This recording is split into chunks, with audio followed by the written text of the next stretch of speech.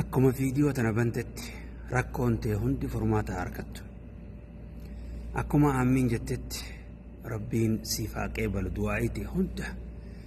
Akkuma sheer gootetti khayriin ati firraa quban qabne hundi kara kee sheeraa godhamtu. Rabbiin subhaanahu wa ta'ala cinqii rakkoo gadda hiraar jalaa rabbi najaasi haa baasu. Ammumatti riskii barakaa qabdu rabbi siif kannee si haa gammachiisu. Riskii khayriin hojjettu qabeenya maallaqa guddaa tan barakaa qabu ka khayriin hojjettu karraa sadaqattu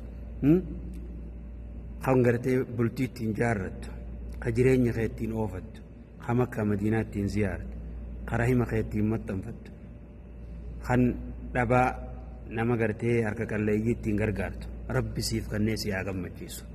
Ilmaan diiniin si haa gammachiisu. Umrii barakaa qabdu rabbi si haa gammachiisu. Fayyaa guutuun rabbi si haa gammachiisu. Yaa ka dhukkubsattu ammuma rabbi si haa fayyisu. Yaa ka quraanii si jabaate ammuma rabbi si haa laaffisu. Rabbiin ammumatti si haa laaffisu. Ka barnoonni si jabaate rabbi amma si haa laaffisu. Barnootuma hunda keessattuu nama tokkoffaa ba'u rabbi si haa godhu.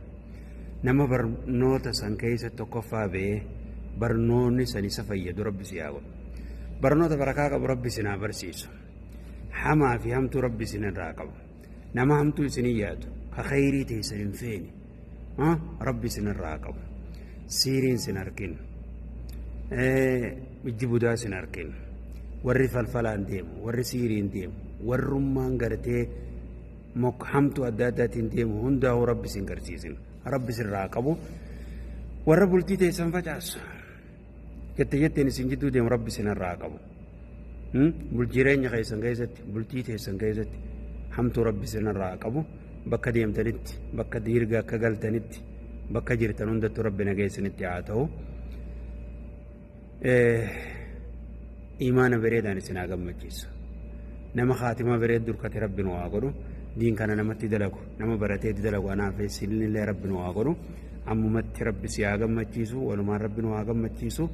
Nama firri kee kan du'ee jiru ka islaamaa rabbiin qabrii isaanii caffee jannataa isaaniif haa godhu. Jannata irraa firdoos keessatti warra wajji gammadu rabbi walumaanuu nu haa godhu. Nama nuti jaalannu hundaa wajjin fira keenya hundaa wajjin rabbi warra jannata firdoos keessa gammadu rabbi nu haa godhu. Biyya teenyallee biyya nagaa rabbi haa godhu. Ta bilisummaa qabdu ta qabeenya qabdu biyya nagaa qabdu biyya jaalala qabdu ta tokkummaa qabdu biyya kasii rabbi nu haa godhu. Ummata gartee Filistiin Gaazaa kanallee rabbi isaaniif haa dirmatu. Rabbi isaan haa gargaaru. Ifuma biraa rabbiin isaaniif haa dirmatu. Ammumatti rabbiin isaaniif haa dirmatu. آمين آمين صلى الله وسلم على نبينا محمد وعلى آله وصحبه أجمعين.